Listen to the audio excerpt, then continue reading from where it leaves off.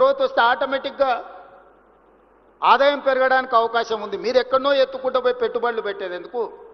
మీ పెట్టుబడులు ఇక్కడ పెడితే మీ పెట్టుబడులే రెండింతల ఆదాయాన్ని తెచ్చిపెడతాయి కదా.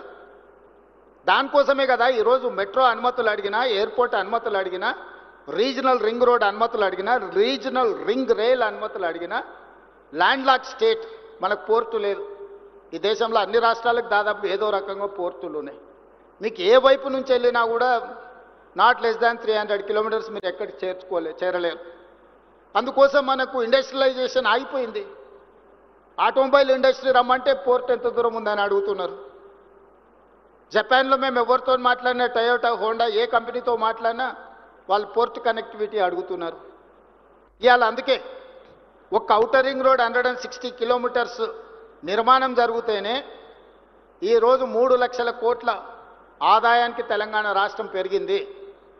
అందుకే కేంద్ర ప్రభుత్వంతో మాట్లాడి ఆగిపోయిన regional ring road 360 kilometre regional ring రోడ్తో పాటు all along with regional ring road, regional ring rail కూడా మనం ఈరోజు ప్లాన్ చేసుకున్నాం. కేంద్ర ప్రభుత్వం అనుమతి ఇచ్చింది.